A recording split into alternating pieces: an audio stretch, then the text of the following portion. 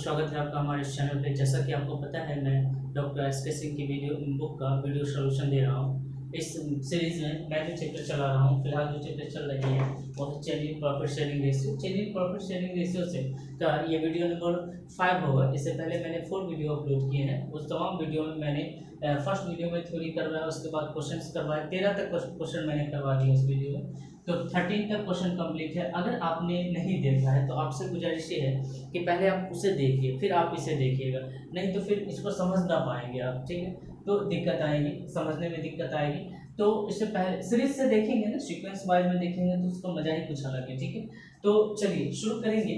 शुरू करने से पहले थोड़ी सी मैं भूमिका अदा कर दूं इस क्वेश्चन की। ठीक है, तो थोड़ा सा देख लेंगे तो चीज़ें आपको समझ में आएंगी। ठीक है, चलिए 14 नंबर क्वेश्चन है। आपको कहा गया है, क्वेश्चन में कहेगा कि आप इसको ना बांटिए, एकल समायोजन प्रविष्टि कर दीजिए। एकल समायोजन प्रविष्टि का मतलब यह है कि आप ये पता कर लीजिए, सिर्फ बांटिए नहीं, आप सिर्फ ये पता कर लीजिए कि सेक्रीफाइस किसका हो रहा है।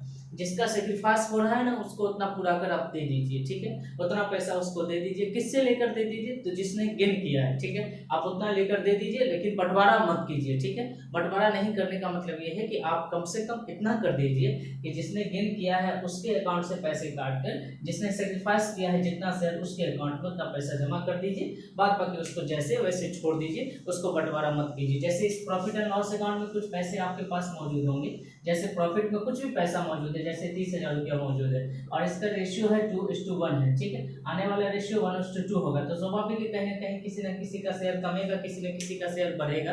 तो ऐसी हालात में, ऐसी स्थिति में माय डियर स्टूडेंट, आपको क्या करना है कि आपको या तो पहली चॉइस तो ये है कि हम इसको बांट दें, लेकिन क्वेश्चन में ये कहा है कि बंटवारा ना करें फ्यूचर में। तो फ्यूचर में जो कमी होगी उसको अभी पूरा कर दीजिए। मान लिया जाए कि ए और बी कोई पार्टनर है, तो इसमें किसी को कोई अपना शेयर सेक्रीफाइस कर रहा है, तो उसको उतने सेक्रीफाइस के बदले में इसका जो 30,000 रुपया है उसका वैल्यू उसको चाहिए। किससे चाहिए? तो जो इसके शेयर को गेन कर रहा है, ठीक है, वो उसको देगा। तो मतलब यह है कि गेनिंग पार्टनर के अकाउंट से पैसे काटने का मतलब हमेशा याद रखिएगा डेबिट। ठीक है, काटने का मतलब डेबिट होता है, उसके अकाउंट से काट कर सेक्रीफाइस करने वाले पार्टनर के अकाउंट में जमा कर देंगे। काटने का मतलब हमेशा डेबिट याद रखिएगा कि जब अकाउंट से पैसे कटते तो डेबिट होते हैं। ठीक है, तो मान लिया जाए कि ए के अकाउंट से हम पैसा काटते हैं तो ए को डेबिट करेंगे, और बी के अकाउंट से पैसा काटेंगे तो बी को डेबिट करेंगे, और जिसके अकाउंट में पैसा जमा कर देंगे उसके अकाउंट में क्रेडिट करेंगे। तो आप बैंक गए होंगे कभी, है ना, आप एटीएम कार्ड भी यूज करते हैं, एटीएम कार्ड में पलट कर देखिएगा, वो लिखा रहता है एटीएम कम डेबिट कार्ड। मतलब ये है कि आप उससे पैसे निकाल सकते हो। ठीक है,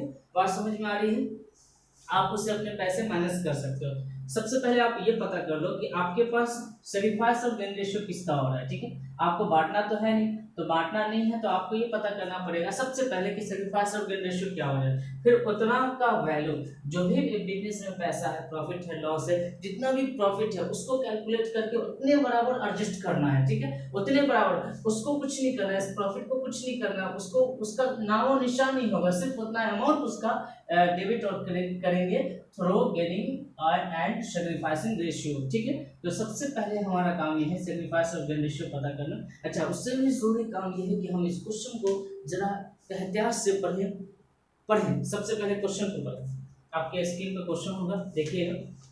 Shankar, Babita and Vishal are partners in a firm in their the ratio of 5:4:2.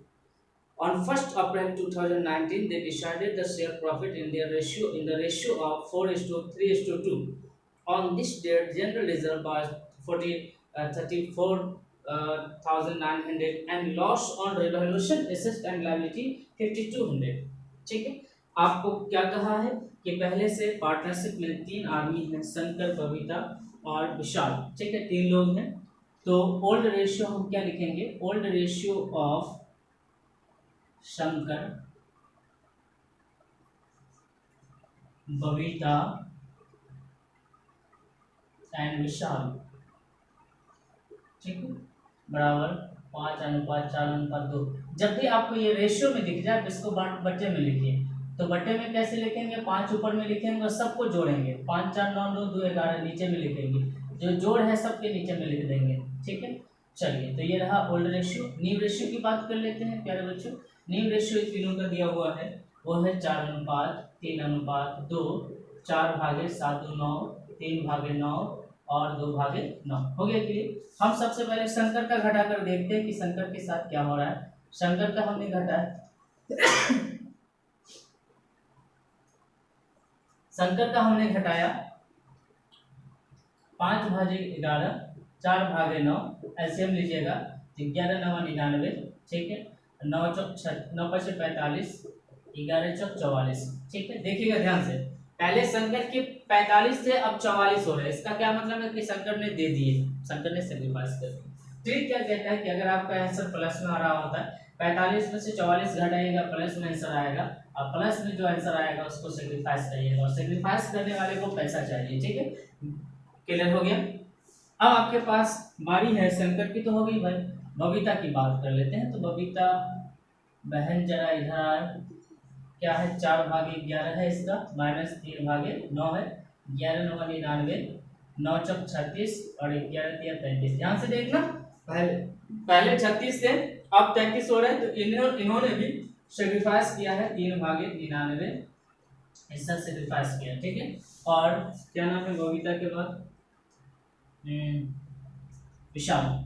विशाल की बात कर लें तो विशाल का पहले था 2/11, अब है 2/9, एलसीएम लेंगे 99, 11×99, 9×2 = 18 और 11×2 = 22। देखना ध्यान से, इनके पास पहले 18 थे, अब 22 हो रहे, ठीक है। तो इसका मतलब यह है कि इन्होंने गेन किया कितने, 4 हिस्से, घटाइएगा तो 4 हिस्से गेन किया। अच्छा, ट्रिक क्या कहता है कि अगर आपका आंसर माइनस में जा रहा होता है, जैसे 18 में से 22 घटाएंगे तो माइनस में जाएगा, माइनस लिखना नहीं है, बस ट्रिकली आपको याद रखना है कि माइनस वाले को गेन करेंगे, ठीक है।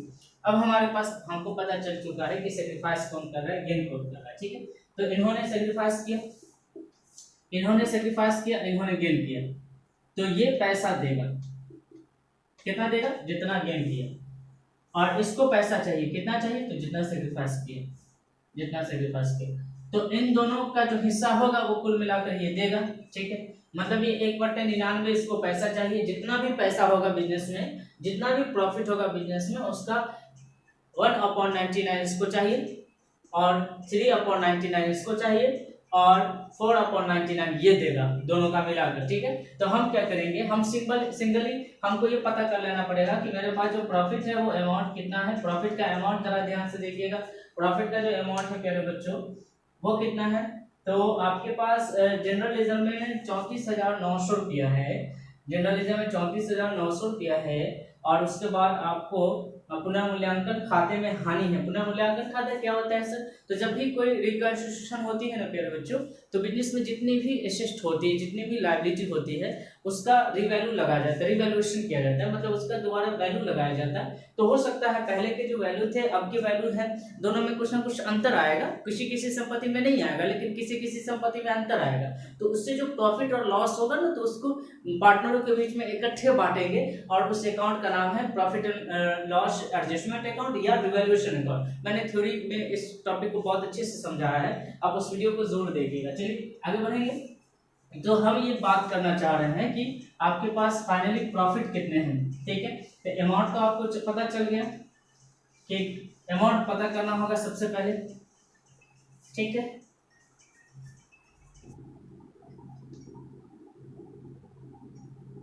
अमाउंट में जनरल रिजर्व में आपके पास 34,900 रुपया प्रॉफिट लगता है। अच्छा, मैंने आपको कई बार बताया है कि जनरल रिजर्व प्रॉफिट का हिस्सा है, जब आपके पास प्रॉफिट होंगे तभी तो रिजर्व आप करेंगे। दूसरा आपके पास लॉस है, रिवैल्यूएशन लॉस, मतलब आप जब संपत्तियों का वैल्यू लगाए होंगे चेंजिंग के समय, उस समय आपको लॉस आया होगा, ठीक है। तो जब आपको लॉस आया होगा तो आपके पास एक प्रॉफिट है एक लॉस है, ऐसा करो इसमें से इसको माइनस कर दो ताकि टोटल इफेक्ट आपको समझ में आ जाए कि आपके पास टोटल प्रॉफिट कितना है। तो 7,000 रुपया ये हो जाएगा 700, सॉरी यहाँ पर ये आ जाएगा 9, ये आ जाएगा 5, 2, ठीक है। तो 29,700 रुपया का आपका टोटल अमाउंट है। आपको क्या करना है, इसका ध्यान से देखना, 29,700 रुपया का टोटल अमाउंट है। आपको क्या करना है, इसको एडजस्ट करना है सेक्रीफाइस और गेन रेशियो के अनुसार। तो आपको मैंने बताया कि जो गेन किया है एंट्री करेंगे, ऊपर में लिख दीजिएगा जनरल एंट्री और कॉलम खींच लीजिएगा, मैं ऐसे ही कर दे रहा हूँ। तो जो गेन किया है विशाल, विशाल को मैं डेबिट करूंगा, विशाल कैपिटल अकाउंट से डेबिट कर दूंगा, और जो 1/99 रुपया है, 4/99 29,700 का 4/99 ये देगा, ठीक है। और इसका ये जो भाग है वो किस किस को जाएगा, तो भाई ये जाएगा सबसे पहले शंकर के पास। शंकर को कितना जाएगा, तो शंकर को, ठीक है, 29,700 का टोटल अमाउंट का कितना जाएगा भाई, 1/99 आया था, याद होगा आपको, ठीक है। और जो बबीता है, बबीता को जाएगा 29,700 का 4/99, ठीक है। आप कैलकुलेट करेंगे, जरा ध्यान से देखिए क्या आता है कैलकुलेशन, ठीक है। तो 29,700 गुने 4/99, 99 से काटेंगे, 11×9=99, 11×2=22, 11×7=77, ठीक है। ये रहा 9×3=27, है ना, 300 और गुने 4, ठीक है, 300 टाइम ये कट जाएगा, है ना। तो ये 1200 हो गया, ये 300 टाइम कटेगा, ये 300 हो गया, और ये 300 टाइम कटेगा, सॉरी यहाँ 3 था, तो ये 900 हो गया, ठीक है। बहुत ही इजी है, कोई बड़ी बात तो है नहीं, डील कर लीजिएगा, ठीक है। एडजस्टमेंट दीजिए मैथ फॉर प्रॉफिट। चलिए ये हो गया। अब हमारे पास जो क्वेश्चन नंबर 15 है वो काफी बेहतरीन क्वेश्चन है, और अब जो है वो रिवोल्यूशन का पार्ट बनेगा, ठीक है। रिवोल्यूशन आप पढ़िएगा, हालांकि ये लॉस रिवोल्यूशन कैसे कैलकुलेट करके दिया हुआ था, लेकिन आपको कैलकुलेट करना होगा, ठीक है। तो ये क्वेश्चन काफी बेहतरीन है, मेरा उम्मीद है कि आप इसको ध्यान से पढ़ेंगे तो कभी नहीं भूलेंगे, ठीक है। बड़ी बड़ी चीजों को याद करने से बेहतर है कि कुछ ट्रिकी चीज को याद कर ले, ठीक है। मैं आपको बता देना चाहता हूँ, छोटा सा मैं एग्जांपल देता हूँ कि बिजनेस का मतलब बैलेंस शीट होता है, ध्यान से पढ़ना। और अभी जो मैं पढ़ा रहा हूँ इसको आपको हमेशा याद रखना है, हमेशा ऑलवेज आपको याद रखना है, ठीक है। मैं आपको बहुत बड़ी चीज पढ़ाने जा रहा हूँ, ठीक है, ध्यान से देखना। बैलेंस शीट में जब जब आप बिजनेस में कुछ भी करेंगे तो सबसे पहले बैलेंस शीट चेक करेंगे, लायबिलिटी होगा, अमाउंट होगा, एसेट होगा, ये दो पार्ट होते हैं, और अमाउंट होता है। आप जानते हैं कि पार्टनरशिप में अगर हो तो कैपिटल के कई पार्ट हो सकते हैं, पार्टनरों के कैपिटल होंगे, ए बी कुछ भी हो सकता है, ये इस तरह की चीजें हैं। कुछ पैसे प्रॉफिट के तौर पर प्रॉफिट एंड लॉस अकाउंट में यहाँ मौजूद होगा, ठीक है। प्रॉफिट एंड लॉस अकाउंट में कुछ पैसे रिजर्व में मौजूद होगा, ठीक है, कोई भी रिजर्व हो सकता है ना। कई बार आपको कुछ कर्ज यहाँ पर दिखेगा, जैसे क्रेडिटर्स हो गए, बैंक लोन हो गए, बेस टेबल हो गए, ये सारी चीजें आपको देखने को मिलेंगी यहाँ पर, ठीक है। बहुत सारी चीजें एसेट साइड में आपको बहुत सारी एसेट देखने को मिलेंगे, डेब्टर्स हो गए, बेस रिसीवेबल हो गए, ठीक है, बिल्डिंग हो गए, बहुत सारी एसेट, कैश हो गए, cash at bank, cash in hand, इसी के पार्ट होते हैं, ठीक है। और कई बार आपको प्रॉफिट एंड लॉस अकाउंट यहाँ पर देखने को मिलेंगे, ठीक है। तो इसका मतलब लॉस होता है, याद रखना, है ना। तो अब यहाँ पर देखिएगा कि दो तरह के हिसाब है इसमें, मेरे बच्चों, दो तरह के हिसाब है। एक तो पार्टनर से रिलेटेड हिसाब है, डायरेक्टली क्या क्या हिसाब है, तो ये देखिए, ये इसका कैपिटल है डायरेक्ट, प्रॉफिट में इसका हिस्सा है डायरेक्ट, ये प्रॉफिट लॉस में इसका हिस्सा है डायरेक्ट, ये डायरेक्ट बांटना है। असल में जब प्रॉफिट आप कमाते हो तो बांटकर पार्टनर्स के कैपिटल अकाउंट में ऐड कर देते हो, ये नहीं किया है तो आपको करना पड़ेगा, रिजर्व बांटना पड़ेगा, तो ये सारी चीजें डायरेक्ट इसमें बढ़ जाएंगी, ठीक है, क्लियर बात समझ गए। लेकिन यहाँ जो क्रेडिटर्स है ये डायरेक्ट इसमें नहीं बटेगा, ये बैंक लोन है, ये डायरेक्ट इसमें नहीं बटेगा। अच्छा, बांट दीजिएगा तो बिजनेस खत्म हो जाएगी ना, सोचिए। ये डेब्टर्स है, ये डायरेक्ट किसी पार्टनर को नहीं कह सकते हैं, ये बेस रिसीवेबल ये डायरेक्ट पार्टनर को नहीं कह सकते, ये बिल्डिंग है, ये डायरेक्ट पार्टनर का नहीं हो सकता, ये कैश है, ये डायरेक्ट पार्टनर का नहीं हो सकता है, ठीक है। हाँ, पार्टनर का क्या है, पार्टनर का डायरेक्ट प्रॉफिट है, रिजर्व है, ध्यान से पढ़ना है, बहुत अच्छी चीज पढ़ा रहा हूँ। प्रॉफिट एंड लॉस अकाउंट में जो लॉस है वो पार्टनर का डायरेक्ट है, ठीक है। तो ये सभी सारी चीजें डायरेक्ट पार्टनर में जाएंगी विदाउट किसी रोक टोक के, ठीक है। लेकिन क्रेडिटर्स का पैसा डायरेक्ट पार्टनर में नहीं जाएगा, इनडायरेक्ट जाएगा। तो कैसे जाएगा, तो इसके लिए हमें एक अकाउंट बनाना पड़ेगा, उस अकाउंट में इसका जो प्रॉफिट और लॉस होगा, इस ये जो लायबिलिटी है, बाहरी लायबिलिटी, ये सब लायबिलिटी है, ये जो एसेट है। अच्छा, कैश में रिवैल्यूएशन नहीं होता है तो कैश छोड़ दीजिएगा, कैश में रिवैल्यूएशन कैसे होगा, तो कैश जैसे मान लो 50,000 का मेरे पास कैश है, वो आज भी 50,000 है, कल भी 50,000 होगा, ठीक है। बात समझ में आ रही है। जब तक कोई सरकार ये नहीं कह दे कि उस नोट को बंद कर दिया गया, पुरानी हो जाएगी तो भी 50,000 रहेगी, ठीक है, नहीं रहेगी तो भी 50,000 रहेगी। लेकिन जो बिल्डिंग है, जैसे मान लो कि आज अगर 10 लाख की बिल्डिंग में खड़ा करता हूँ, तो ये जरूरी नहीं कि 10 सालों के बाद भी वो 10 लाख का ही हो सकता है उसका वैल्यू कम जाए, हो सकता है उसका वैल्यू बढ़ जाए, लेकिन जो कैश है वो एग्जैक्टली वही रहेगी। तो अब कर्जे भी बढ़ते घटते रहते हैं, है कि नहीं? डेब्टर्स जो देनदार हैं आपके, ये सब बढ़ते घटते रहते हैं। तो इसके लिए एक रिवॉल्यूशन अकाउंट बनाए जाते हैं। इन दोनों चीजों से प्रॉफिट आपको हो सकता है, लॉस भी हो सकता है। इससे प्रॉफिट कब होगा? तो जब ये बढ़ेगा, ये प्लस होगा तो प्रॉफिट होगा, और जब ये घट जाएगा तो ये लॉस होगा। ये प्रॉफिट और लॉस ऑलरेडी पहले से। ये प्रॉफिट कब होगा? तो जब ये माइनस हो जाएगा तो प्रॉफिट हो जाएगा, और ये बढ़ जाएगा तो लॉस हो जाएगा। नहीं हो जाएगा, कर्जा बढ़ जाएगा तो लॉस होगा, और कर्जा घट जाएगा तो प्रॉफिट होगा। अब इसी चीज को हम या तो डायरेक्ट बांटेंगे, तो कितना बांटेंगे? आप कहोगे सर डायरेक्ट बांट दीजिए ना, प्रॉफिट हुआ डायरेक्ट बांट दीजिए। लेकिन ध्यान से देखिए, 1 2 3 4 5 6, मैंने 6 लिखे हैं। ऐसे ऐसे कई आइटम होते हैं प्रॉफिट और लॉस के रूप में। पेटेंट होता है, बहुत सारी चीजें, लैंड होता है, फर्नीचर होता है, ये सारी चीज तो मैंने छोड़ ही दी है। तो बहुत सारी संपत्ति है, सबको अलग अलग बांटने से अच्छा है डायरेक्ट ना बांटकर हम इनडायरेक्ट बंटवारा कैसे करेंगे। सर कैसे इनडायरेक्ट बंटवारा करेंगे? तो जो आप एक अकाउंट बना लो जिसका नाम नाम मात्र खाता रखो, ठीक है? वो नॉमिनल अकाउंट की तरह बिहेव करेगा। उसको सिर्फ नाम मात्र का उस अकाउंट में उसको ले चलो, सारे पैसों को, सारी प्रॉफिट और लॉस को उस अकाउंट में ट्रांसफर एक बार करो।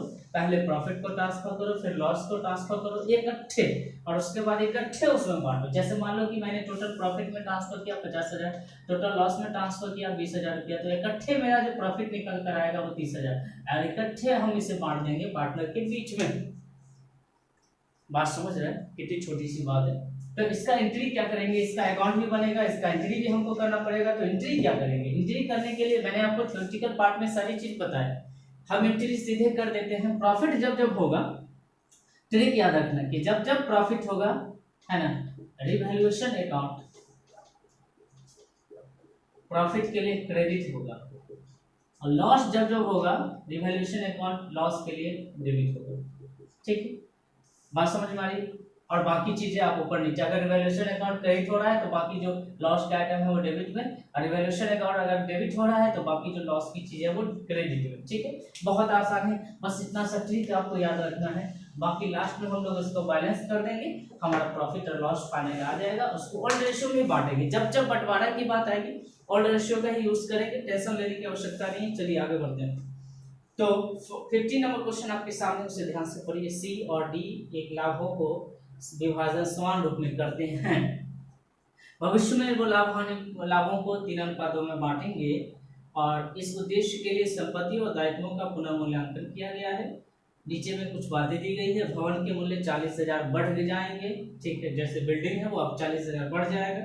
हाँ, प्रॉफिट होगा तो डायरेक्ट हम पार्टनर में ट्रांसफर अभी नहीं करेंगे, उसको पहले हम रिवैल्यूएशन अकाउंट में ट्रांसफर कर लेंगे, उसके बाद इकट्ठे बांटेंगे। ठीक है, ध्यान से पढ़ना। उपस्कर और लेनदार में कमी हुई है, मतलब एक उपस्कर है, मतलब फर्नीचर है, वो कम गया है उसका वैल्यू, और एक कर्ज है लेनदार, वो कम गया है। और लिखित दायित्व का लेखा आप करेंगे, मतलब आपके पास दायित्व नहीं थे लेकिन अब लेखा करना पड़ेगा। सामान्य संचय, मैंने आपको कहा कि general reserve profit and loss का हिस्सा ये डायरेक्ट बटेगा, इसको किसी अकाउंट में ट्रांसफर करने की आवश्यकता नहीं है क्योंकि ये खुद एक अकाउंट है। ठीक है, चलिए आगे बढ़ेंगे। तो इसको कुछ नहीं करेंगे, जो 4 नंबर आपको दिख रहा होगा इसको फिलहाल कुछ नहीं करेंगे, इसको हम डायरेक्ट बांटेंगे पार्टनर में। सबसे पहले ये सब जो चीजें हैं, भवन का पैसा बढ़ा है, इससे जो प्रॉफिट और लॉस हुआ उसके लिए हम सबसे पहले ट्रांसफर करेंगे। ठीक है, क्लियर?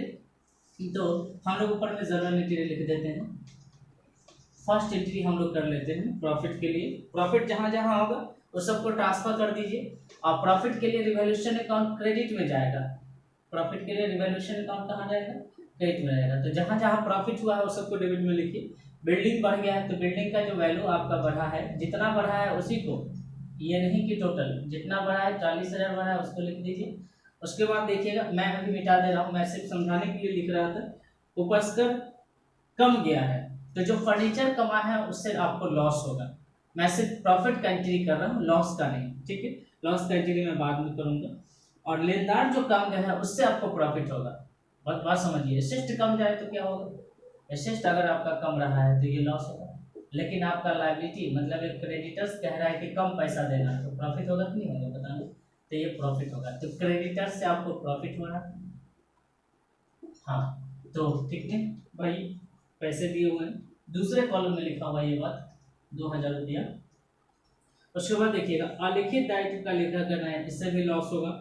और नीचे सामान्य संचय, जिसको फिलहाल इस अकाउंट में हम ट्रांसफर नहीं करेंगे। मतलब यह है कि प्रॉफिट का 2 ही पार्ट था, दो ही जगह प्रॉफिट आपको हो रहा था। अब देखिए अब एंट्री फुलफिल देखिए, रिवैल्यूएशन अकाउंट क्रेडिट में हो गया और बाकी जो प्रॉफिट थे उसको मैंने डेबिट में लिख दिया। लिखना क्या है, तो जो जो काम हुआ है बिल्डिंग में इंक्रीज हुआ है तो increase in the value of building, और क्रेडिटर्स में डिक्रीज हुआ है तो decrease in the value of creditors. ठीक है, इंक्रीज एक बार मैं लिख देता हूँ in the value of building, आप लिखते रहना।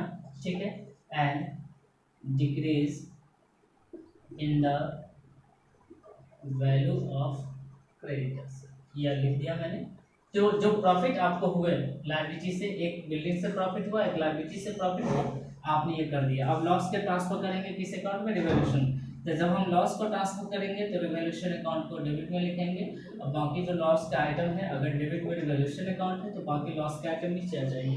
फिर से ऊपर से पढ़िएगा, भवन का काम हो चुका है, उपस्कर का काम नहीं हुआ है क्योंकि छोड़ दिया था मैंने, क्योंकि ये लॉस था। तो लॉस की स्थिति में ये उपस्कर क्रेडिट में लिखकर इसको ट्रांसफर कर देंगे माय डियर।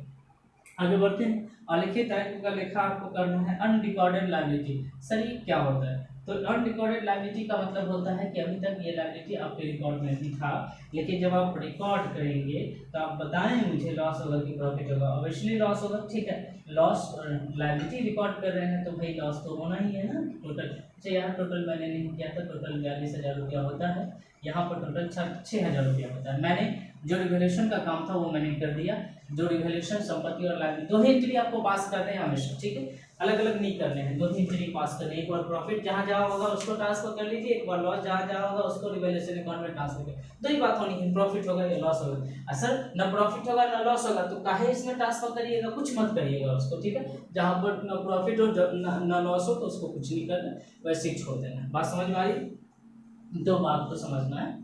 यहाँ तक समझ में आ गया, आगे बढ़ते हैं। तो ये चीज आप समझ गए।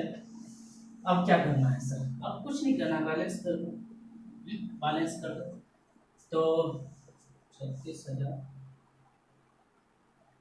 अच्छा अलिखित दायित्व बाबू ये 6,000, तो ये 10,000 हो जाएगा। ठीक है, अब ध्यान से देखना, 42,000 प्रॉफिट है, अब फाइनल बैलेंस कर रहा हूँ मैं, 10,000 लॉस है। ठीक है, तो पहले मैंने रिवैल्यूएशन अकाउंट में प्रॉफिट और लॉस को ट्रांसफर किया। अब इन दोनों का जो डिफरेंस आएगा, फाइनल प्रॉफिट जो आएगा या फाइनल लॉस जो आएगा, उसको अब ले जाएंगे पार्टनर्स कैपिटल अकाउंट में। हालांकि ये तो है पार्टनर का ही, पार्टनर का ही पैसा है ना, ध्यान से पढ़ना, ये तो पार्टनर का ही पैसा है तो ये पार्टनर को जाएगा।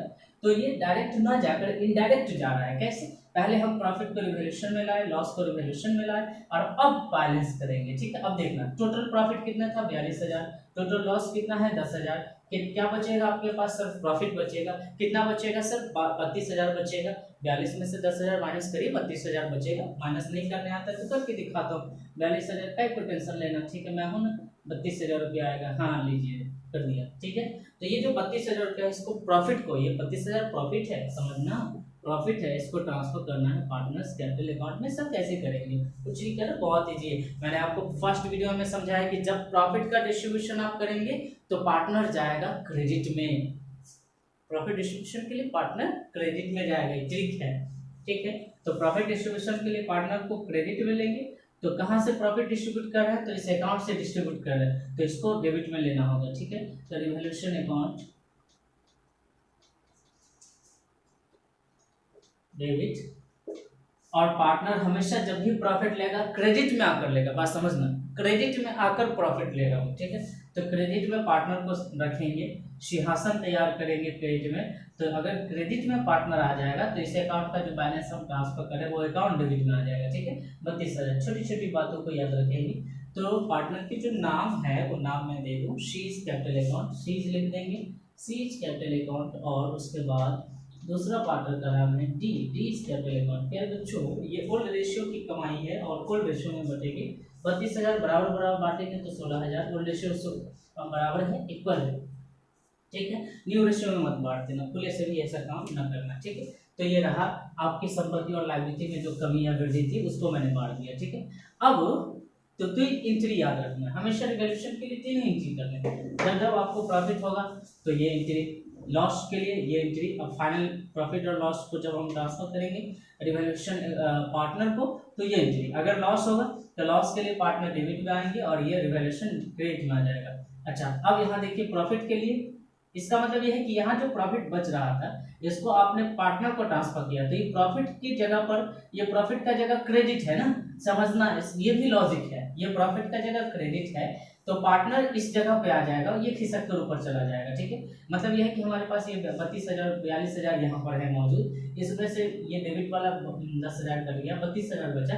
अब यहाँ पर इसकी जगह ये पूरा पैसा हमको देना है पार्टनर को, तो इसके जगह पर ये पार्टनर आ गया और ये खिसक कर चला गया ऊपर में कि भाई मैं तो खत्म हो गया। नाम मात्र का मतलब ये है कि हम ऐसे ही बनाए थे और बनाकर उसको कैंसिल कर दिए। ठीक है, रफ कॉपी की तरह बनाकर मैंने कैंसिल कर दिया, यहाँ क्रेडिट में पैसा बच रहा था इसको डेबिट में लिखा, ये खत्म हो गया अपनी जगह पर और इसके जगह पार्टनर आ गया। यही तो इनडायरेक्ट मेथड है, समझना है।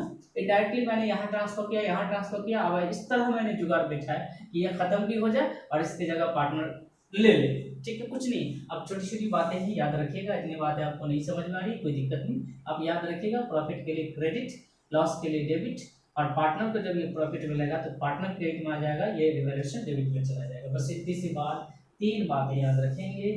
चलिए, इसमें 2 बातें और भी है, मोर इनडायरेक्टली नहीं बटेगा, वो डायरेक्ट बटेगा। ठीक है, उसको क्या करना है, डायरेक्ट ट्रांसफर करना है। आपके पास इस क्वेश्चन में 2 चीजें और दी है। ठीक है, 2 चीजें क्या क्या, वो ध्यान से देखना, फिर 2 बातें हैं उसमें।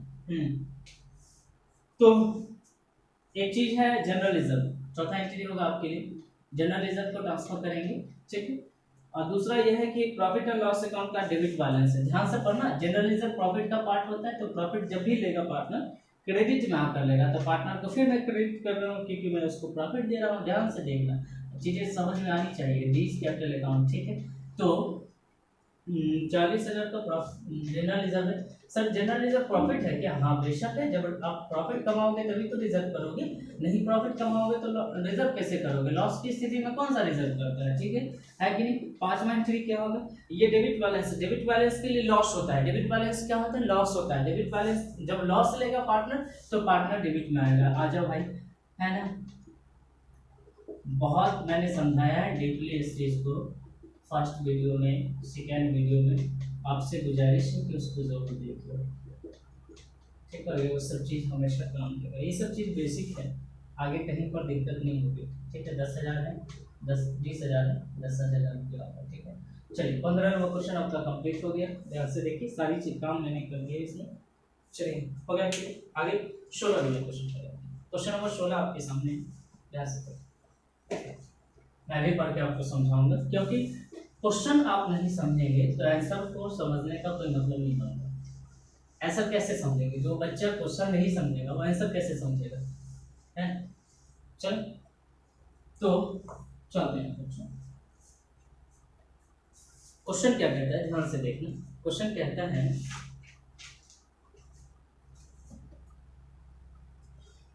एस एवं टी एक फॉर्म में साझेदार है, चिट्ठा दिया हुआ उनका रेशियो 3:1 है। पूरा पढ़िए। उन्होंने भविष्य के लाभ को 1:1 में बांटने का, मतलब समान रूप में बांटने का निर्णय लिया। आपके पास जो दायित्व दिया हुआ है, ये जो बैलेंस शीट है, ध्यान से देखना, बैलेंस शीट देखना। बैलेंस शीट में आपके पास लायबिलिटी है, प्रॉफिट एंड लॉस है, रिजर्व है, उधर बिजनेस में एसेट है वगैरह है, कैश है, एंड बैंक में कैश है, हाथ में कैश है, जो कैपिटल अकाउंट है वो ये है। ठीक है, इसमें जो डायरेक्ट बटना है वो है प्रॉफिट एंड लॉस अकाउंट का बैलेंस है, डायरेक्ट बटेगा।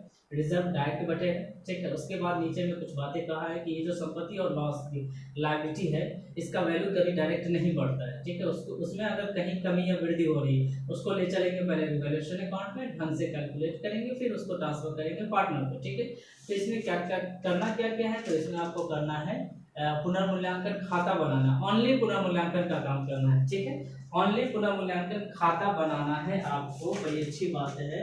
इसमें और कुछ नहीं करना है, इसमें आपको एंट्री भी नहीं करना है, तो आपको सिर्फ रिवैल्यूएशन का काम करना है, सिर्फ रिवैल्यूएशन का। इसका मतलब मैं जो कह रहा था कि इसको डायरेक्ट बांटो पार्टनर्स कैपिटल अकाउंट में, ठीक है, तो एंट्री में तो सब काम करेंगे, लेकिन यहाँ सिर्फ रिवैल्यूएशन का कह दिया है करने को, तो हम सिर्फ रिवैल्यूएशन अकाउंट खोलेंगे। हमें जर्नल नहीं करने, हमें सीधे रिवैल्यूएशन अकाउंट करने हैं। ठीक है, अकाउंट के लिए जब भी कोई प्रॉफिट एंड लॉस अकाउंट खोलते हैं तो यहाँ ऊपर में डेबिट लिख दीजिए और यहाँ पर ये पार्टिकुलर होगा और अमाउंट होगा, वन डे अकाउंट होता है इसीलिए डेट की जरूरत नहीं है, एक जगह कैलकुलेट करते हैं हम लोग इसको, कोई बड़ी बात नहीं। ठीक है, मैंने आपको कहा कि प्रॉफिट के लिए इसे अकाउंट को क्रेडिट में लिखेंगे, मतलब सारी चीजें क्रेडिट में ट्रांसफर हो जाएगी, और लॉस के लिए डेबिट में ट्रांसफर हो जाएगी। ठीक है, आपको याद होगा तो आपने जनरल एंट्री पढ़ा होगा 11th में, ट्रांसफरेशन आपने पढ़ा होगा, पोस्टिंग कैसे किया जाता है। जैसे मैं आपको बता रहा हूँ कि अगर आपको डेबिटर से प्रॉफिट हो रही है, तो डेबिटर से अगर आपको प्रॉफिट हो रही है तो debtor account debit to revaluation account होगा, तो इस प्रॉफिट के पार्ट के लिए रिवैल्यूएशन क्रेडिट में जा रहा है, और ये पैसा जब ट्रांसफर होगा ये इस अकाउंट के यहाँ है ना, तो इस अकाउंट के क्रेडिट में ट्रांसफर होगा। ठीक है, तो मतलब जो जो प्रॉफिट होगा उसको क्रेडिट में लिख देंगे, जो जो लॉस होगा ये तो और इजी है बनाना, ठीक है, उसको डेबिट में लिख देंगे। ठीक है, बात समझ में आ गई। तो एंट्री आपको नहीं करना है, सीधे अकाउंट में ट्रांसफर कर देना है। ठीक है, और प्रॉफिट कहाँ हो रही है, लॉस कहाँ हो रही है, ये बातें तो आपको ऐसे ही समझ में आ जाएगी। मतलब ये है कि आपको बंटवारा नहीं करना है, किसी दूसरे चीज का काम करना ही नहीं है, सिर्फ रिवैल्यूएशन का काम करना। तो दूसरी चीज का जब काम नहीं करना, प्रॉफिट एंड लॉस अकाउंट सीधे बढ़कर पार्टनर्स कैपिटल अकाउंट में जाएगा, तो हमको ना तो जर्नल करने हैं और ना हमको पार्टनर्स कैपिटल अकाउंट बनाने हैं। ठीक है, इस क्वेश्चन में सिर्फ रिवैल्यूएशन का काम करना है। रिवैल्यूएशन का मतलब यह है कि एसेट और लायबिलिटी में जो कमी या वृद्धि हुई है सिर्फ उसी का काम करना है, बाकी चीजों को हमें नहीं छोड़ना है। हाँ, उसमें जो प्रॉफिट एंड लॉस और रिजर्व दिख रहा है वो डायरेक्ट बटेगा, लेकिन आपको कुछ कहा नहीं है। जर्नल करना होता तो उसको भी बांट देते, हम आजाद होते अकाउंट में। जर्नल का मतलब हम आजाद है, हम सारा काम जर्नल में कर सकते हैं, लेकिन जब अकाउंट की बात आए तो अकाउंट तो सेपरेट होता है, तो रिवैल्यूएशन अकाउंट में तो हम उस काम को कर नहीं सकते हैं, क्योंकि ये खुद दूसरा अकाउंट बन रहा है, ये एक नॉमिनल अकाउंट है, और इसलिए संपत्ति और लायबिलिटी की जो कमी या वृद्धि होती है उसको हम दिखाते हैं। ठीक है, तो सीधे हम लोग चलेंगे रिवैल्यूएशन की तरफ। किस किस संपत्ति में वृद्धि या कमी हुई, तो नीचे में लिखा हुआ, ऊपर में तो सारी संपत्ति का वैल्यू लिखा हुआ, बैलेंस शीट का मतलब जो स्थिति है वो लिखा हुआ है, और नीचे में लिखा हुआ कि हुआ क्या असल में। नीचे में लिखा है व्यवसायिक परिसर का मूल्य 20% बढ़ा, व्यवसायिक परिसर का मूल्य 20% बढ़ा। तो बिजनेस परिसर क्या है, बिजनेस परिसर आपके अकाउंट में इस बैलेंस शीट में ध्यान से देखना, ये एसेट है, और एसेट जब बढ़ेगा तो प्रॉफिट होगा। तो आप क्या लिखोगे यहाँ पर, क्रेडिट में लिख दोगे प्रॉफिट के लिए, बिजनेस प्रीमिसेस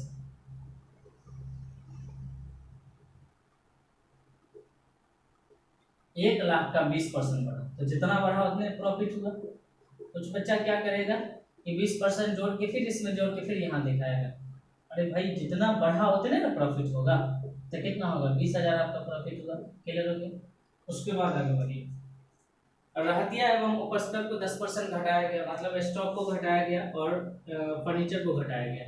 तो जो फर्नीचर घटेगा आपको लॉस होगा, बहुत सीधा है। फर्नीचर आपका घट रहा है, 4,000 का फर्नीचर है, 10% घटेगा तो 400 होगा।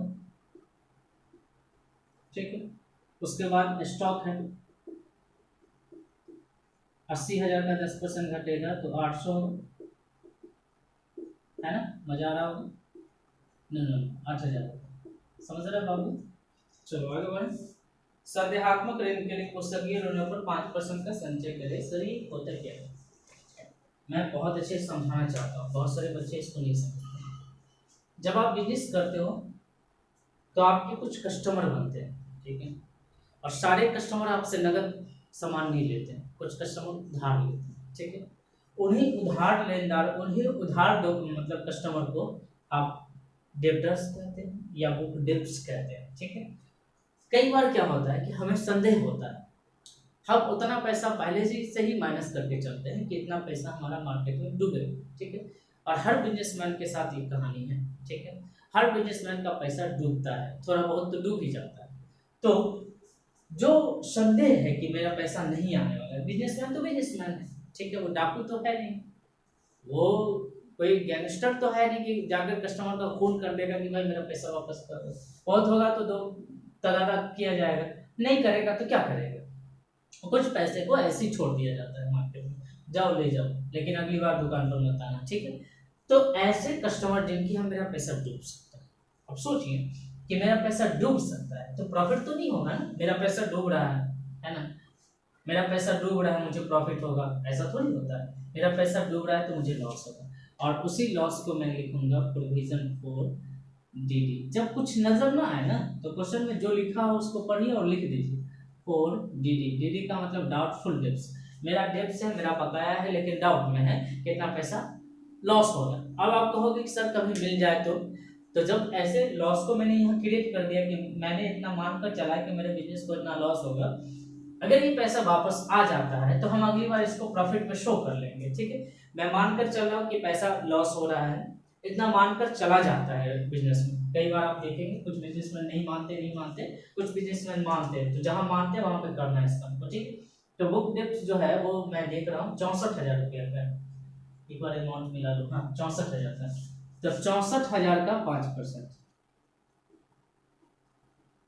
ठीक है, हटा देंगे, कैलकुलेट कर लीजिएगा, 0,0,32, ठीक है। इसके बाद खत्म हो गया कहानी। इसके बाद और किसी संपत्ति में, किसी लायबिलिटी में कोई परिवर्तन नहीं आया। ठीक, अब आप कहोगे कि सर क्रेडिटर्स के बारे में कुछ नहीं कहा, रिसीवेबल के बारे में कुछ नहीं कहा, स्टॉक के बारे में कहा है, रिसीवेबल के बारे में कुछ नहीं कहा, कैश के बारे में कुछ नहीं कहा, cash in hand, cash in bank, इसके बारे में कुछ नहीं कहा। कुछ नहीं कहा तो कुछ नहीं करेंगे, मतलब वो वैल्यू जहां पर था वहीं पर है, तो इसका मतलब ये है कि उससे न प्रॉफिट हो रहे हैं न लॉस हो रहे हैं। वो पैसे, उस पैसे को वहीं पर छोड़ देंगे, वो पैसा नहीं बटेगा। ठीक है, तो जो प्रॉफिट और लॉस हो रहा है उसी को बांटना है। तो आपको क्या करना है, इसको बैलेंस कर लेना है। ठीक है, सारी चीजें मैंने ट्रांसफर कर दी।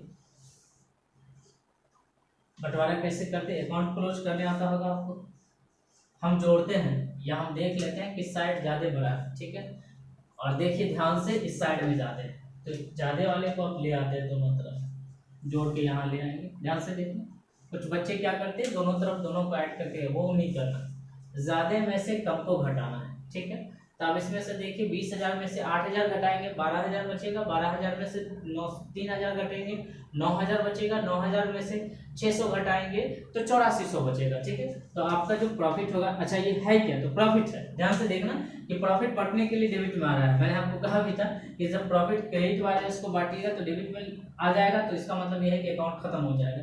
मतलब ये है कि यहाँ पर अगर बराबर कर देंगे तो अकाउंट खत्म हो जाएगा। छोटी सी बात समझ लीजिए कि घटा देना है, जिधर आपका बैलेंस बच रहा है उधर बांट देना है। अच्छा ये है क्या, तो ये प्रॉफिट है। कैसे, तो 20,000 प्रॉफिट में था, हमने प्रॉफिट में से और कम लॉस में इतने ही था, तब ना ज्यादा में से मैंने कम घटाया, कि ज्यादा प्रॉफिट में से कम लॉस घटाया, तो आपके पास जो पैसा बचेगा वो रिवैल्यूएशन प्रॉफिट बचेगा। तो यहाँ पर लिख दीजिए रिवैल्यूएशन प्रॉफिट डिस्ट्रीब्यूटेड। ठीक है, नाम क्या है प्रॉफिट पार्टनर के, एस और टी। ठीक, क्या नाम है मेरे बच्चों, एस और टी। रेशियो क्या है, रेशियो है 3:1। ठीक है, तो 84,000 को 8400 को 3:1 में जब बांटिएगा तो 3:1 का मतलब क्या होता है, 3/4 और 1/4, 4×8, 4×4, 6300 और 2100 आपको आंसर है। ठीक, बहुत सिंपल।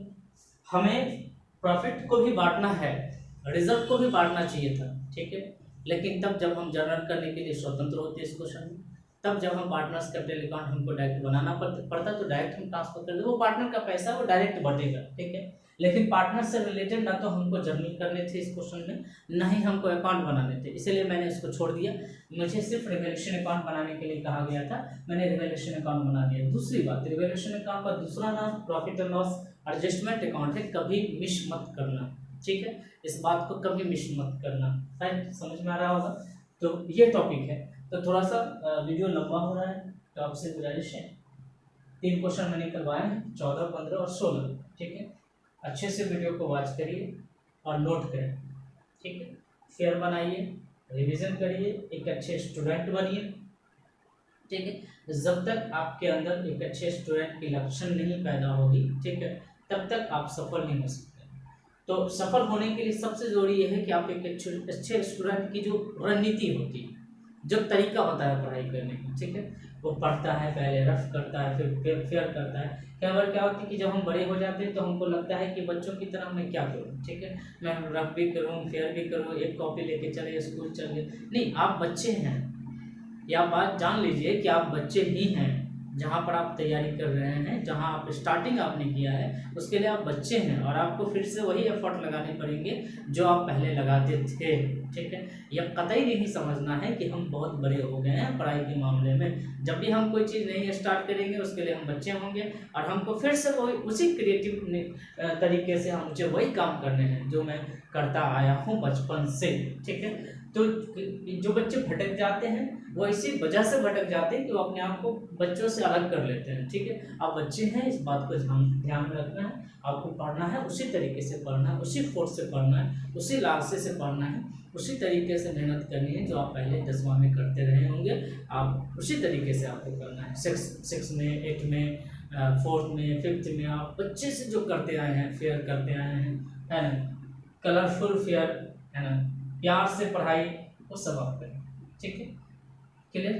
तो मुझे उम्मीद है कि ये वीडियो आपको काफ़ी यूजफुल लगा होगा। तो अगर आपको ये यूजफुल लगा है तो आपसे गुजारिश है कि आप अपने दोस्तों को भी शेयर कर दें और विजिट करते रहें हमारे चैनल को।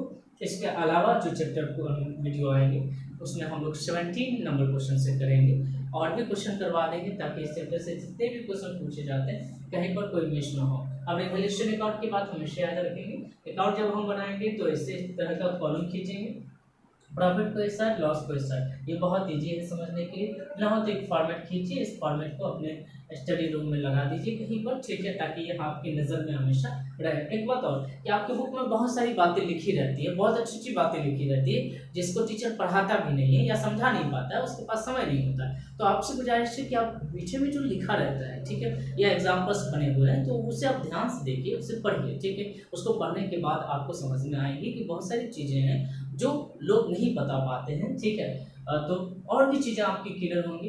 पीछे में एग्जांपल्स बने हुए, उस एग्जांपल से भी क्वेश्चन कई बार आपके एग्जाम में पूछे जाते हैं, उसको भी ध्यान से पढ़ते रहिए। एग्जाम्पल टीचर मतलब बोर्ड पे मैं सॉल्व नहीं करा था, वो की बनी हुई है, आपको क्या सॉल्व करना है आप देखिए, बनाइए। ठीक है, तो मिलते हैं नेक्स्ट वीडियो।